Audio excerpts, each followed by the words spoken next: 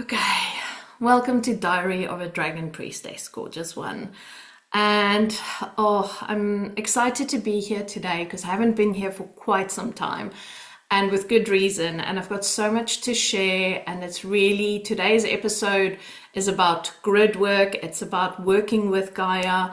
And about what we get to learn as we go through the process of working with her. Now, before I start to go into all of that, I just wanted to quickly put a reminder here that we are running a final Glastonbury weekend workshop on the 27th of June, 27th and 28th of June. Now, the tickets will only be on sale until this weekend, which I think is about the 14th or 15th, Sunday evening, basically. Check your diaries, get in there. So we've only got a handful of tickets left, like really minimal spaces left. And we are really excited about this, from soil to starfire. This is really about that deep connection with Gaia. It's about your role, your dharma with this planet, right? Like it's really about the space of you getting into that deep connection with your ancestors, with your voice, with your soul. That's really what we're going to be focusing on. So myself, Karen, Charlie, we're all going to be working together. And this is your final opportunity to work with us. There will not be a 2027 workshop. We are rejigging some things around the project. And this is your last chance to be with us in Glastonbury, as we won't be taking this back to Glastonbury next year. So if you are able to join us, please book your ticket. Please get in there. If you want to learn about grid work, if you want to connect with a community of other grid workers, this is your chance. And this is your final chance, literally. So please get in there. If you're feeling the call, if there's something stirring telling you you need to be with us, get your ass in there. Okay, enough about that. So let's get back to the story and what I want to share with you, seeing that this is my diary and I get to play. Okay, so when was it? In April, I went to Morocco, as I said in the previous podcast, and I picked up those beautiful codes. So I worked with what was called the Primal Mother Codes, okay? And a lot of the work that I did there was about bringing those codes back into my own template.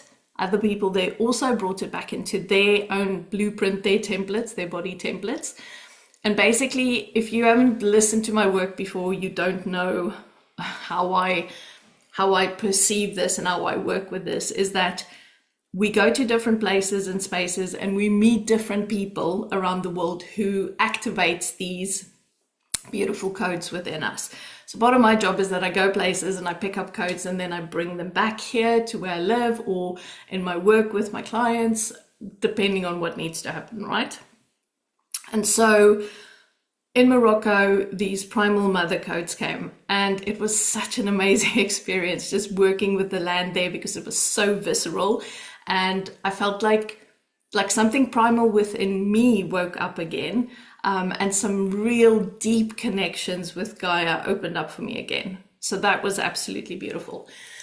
So I came back, and then for Project Earthwork, we had the opportunity of opening the Mind, Body, Spirit Festival in London that was held in May. And we were obviously very excited about that. The three of us got to be together again. That's always like the best time, sitting in our pajamas, talking about like the world and the work that we're doing, and then exploring, the land around us as well.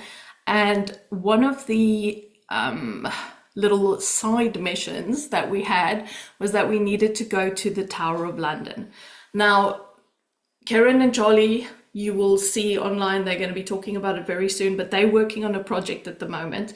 And part of the reason we were going to the Tower of London is part of the work that they're doing. So I kind of looked at it and I was like, cool, I'm just going to go with, I'm going to hold space for you guys if you need me.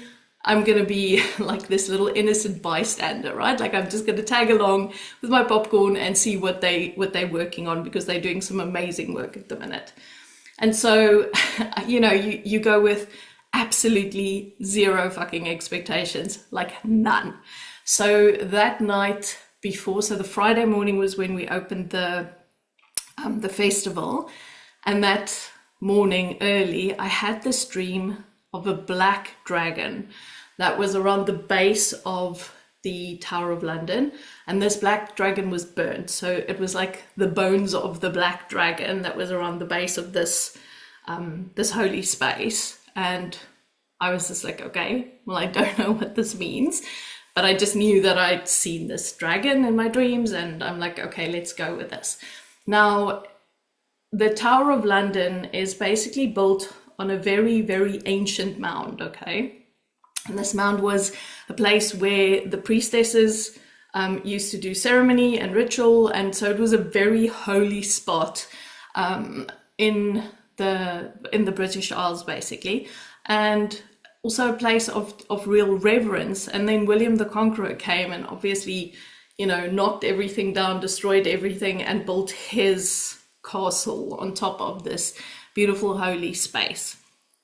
And so I thought it was interesting that I dreamt about this black dragon, because for me, black dragons are always, I mean, the times that I've worked with the black dragon has really been about the divine dark feminine, you know, that seriously deep wisdom, that like primal earth wisdom, not all light and fluffy pink shit, but like the real primal energies of the divine feminine, right? The dark divine feminine. And so I thought, okay, interesting. So the puzzle pieces were kind of there in my brain, and I'm like, okay, I'm just going to see what happens. And so we finished the morning. It was absolutely amazing. And we had tickets for the afternoon. So we got there, and the minute that I started stepping into the space, my womb started like with the most horrific stabbing pains, but like nothing I'd ever felt before. And I was just like, I was fine, you know, on my way here. And then the minute I stepped into the space, all of a sudden I'm like bent over double, and I'm literally like in agony. So I'm like, okay, I'm just gonna try and walk it off. I'm gonna see what happens. I have no idea what my body is busy doing. And as I got deeper into, like, as we moved like into the tower, I just kept feeling like, you know, there was this energy running down my legs, like out of my yoni. And a lot of the work that I did in Morocco was about the reconnection of our root back to Gaia. And for me, this was like, again, this root like was just like opening up, and I could just feel this energy like streaming out of my body, and these like extreme pains in my womb. And I was just like, oh, but you know, my bleed's finished. I literally finished the day before. I was like, you know, everything should be okay. What the hell's going on? And I was just like taking it very slowly and walking. And so we went into the space that's called the White Tower. So that was basically built on the top of the mound. And in there, I was just literally like, I cannot do this. I feel like I've got to get out of here. And so I said to the girls, like, listen, you guys like go ahead. They wanted to go right to the top. I was like, I need to just go and sit and just like connect with the land. Like, that's all I can do. And so I walked out, and there was this on the corner of the building, there was like a space just big enough for me to sit on the actual stones of the building. And as I was sat there, I just felt like all of this energy like rushing out of my body. And I'm like, okay, I'm just going to pour it all into the earth.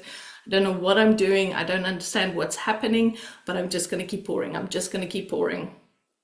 And I just kept doing that. And the pain persisted, but I was just like, okay. And so it came like in waves. I was feeling sick, and then I was okay, and then I was sick, and then I was okay. But I was just like, okay, I'm just going to go with this. I'm not going to resist it. There's obviously a reason for this. Now, as a grid worker, if your body is reacting in a space, it is very important that you become aware of it, okay? Because that is trying to give you information. Your body is trying to give you information, and you have to understand that this is a communication between your physical vessel and Gaia, okay? So whatever is happening there, whatever you're feeling, no matter how absurd it feels, because at that point I'm like nothing's running down my legs, but everything's running down my legs. So I don't understand what's happening, but I'm just going to allow this. And that's all you can do. Whatever you're feeling, whatever's happening in your body, just allow it. I mean, I could have chosen to have gone, like left the area, all of that, but I was just like, I need to stay and finish whatever is happening here. And then eventually the guys came out. And so by that stage, it started to feel like things were like, okay, things are getting better. I'm okay now. And then we ended up going to a beautiful little chapel, which was in the corner of the complex. And as I was sat there, and we had like rose oil and spikenard with us and all of these beautiful fragrances, and everyone was doing their own thing, and we were on this little pew in the chapel.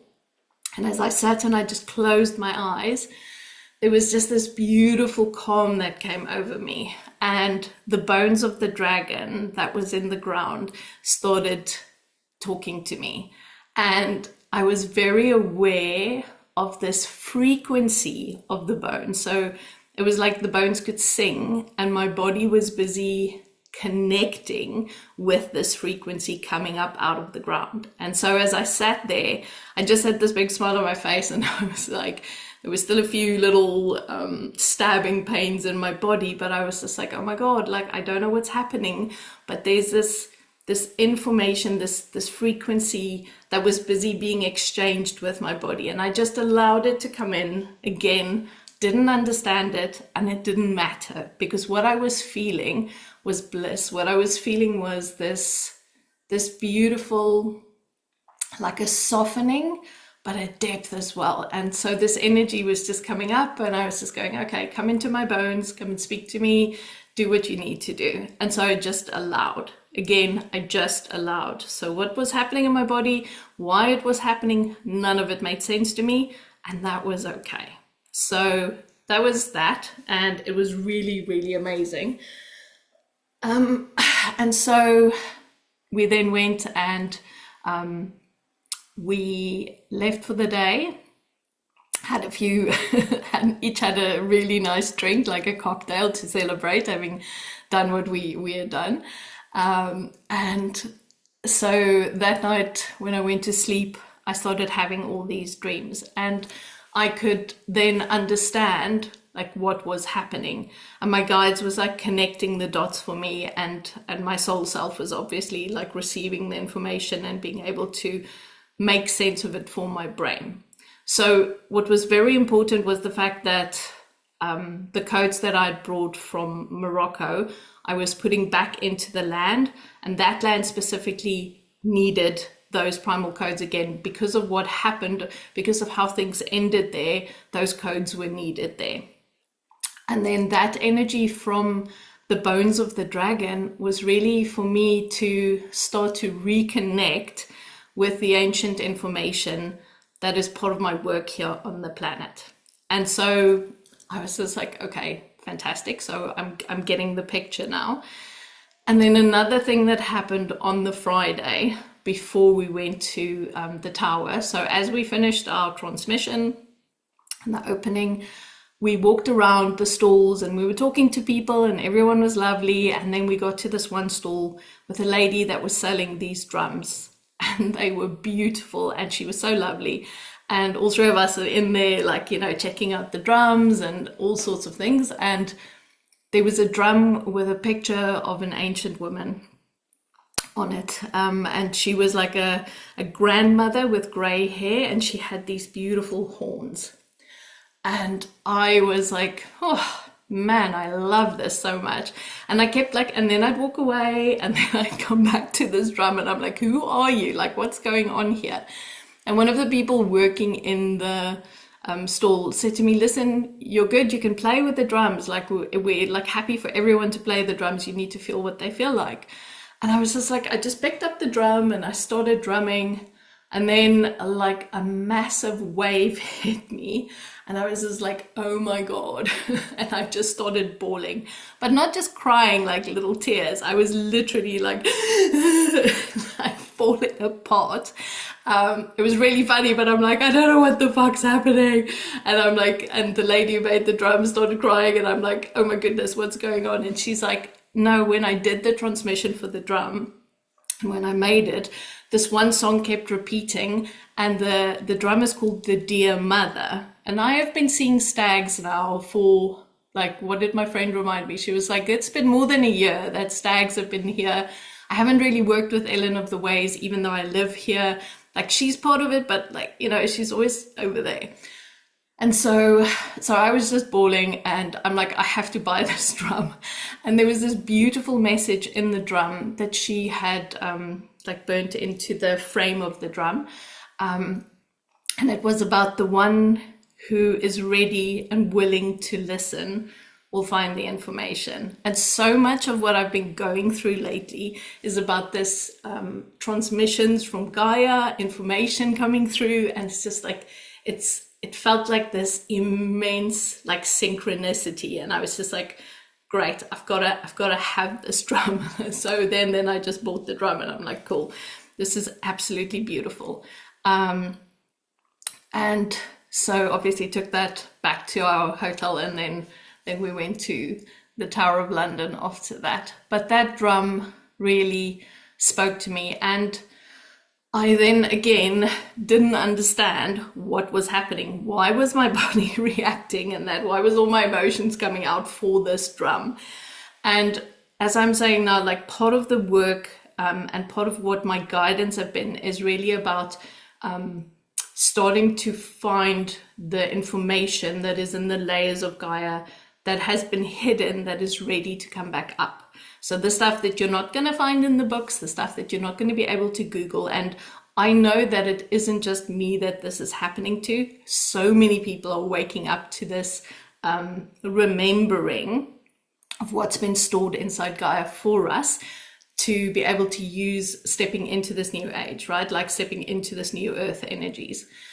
And part of what I had been doing in May as well, before I'd gone on this trip, was I decided that I wanted to start to decode my own DNA. Now, part of the work that I do, and I don't really advertise this very often, I'll probably start, but I decode people's DNA, their spiritual DNA. And part of the job is that you go into someone's energy field, and then you get information about their ancient selves and about their purpose and what they're doing here and all of that good stuff, right? And things that they need to release and blah, blah, blah. And so it's a really beautiful process, and you activate the DNA as well. But part of it was that I had my DNA activated, but I never had my DNA decoded. I don't know anyone else who decodes DNA like I do. And then I was like, I can't find someone to decode my DNA for me because like I don't know anyone who does this. So I basically decided to go and decode my own DNA. And so when I stepped into, I basically recorded myself and then went on this journey with my guides and with my soul. And as I stepped into this beautiful ancient cave, there were these 7 ancestors sitting there. And I was just like, I didn't recognize them, I didn't know. But as I stepped into the cave, I just started crying again. Like I started bawling, and I'm like, I'm so happy to see you all. And I'm like, Yolanda, you don't know these people. But I was so happy to see them again. And so I was just like, okay, I couldn't understand why I felt so really like connected with these ancient ancestors, right? And I was just like, maybe it's linked to the Primal Mother Codes, I'm not sure. But there was definitely a feeling. And so that night after the Tower of London, after I bought the drum, there was this, again, my guides came and spoke to me, and they like, the dear mother, she was in the group that was sat in your DNA activation. So we keep telling you that you're going to be working with these energies, you have to find this information, blah, blah, blah, blah, blah. And she is one of them. And I was just like, oh my God. So this drum was basically my link back into the earth ancestors. And I keep pulling cards now of like earth ancestors wanting to talk to me. And I'm like, okay, I'm coming. I promise I'll be there. But yeah, so again, I didn't understand what was happening, but for me, my guides have a way of like letting it percolate, and then they'll come and speak to me in my dreams and in my liminal in-between space, you know, that space when you're waking up in the morning, and then it's like all of the information just drops in, and I'm like, okay, I get it. Now I understand. I can start to pull the threads together. So one of the things that I just really want to emphasize today is that there is this real call back for us to start to listen to the actual visceral like feelings and just like pains and aches and everything in our body, okay? Because every single ache in the last month has been something really significant for me.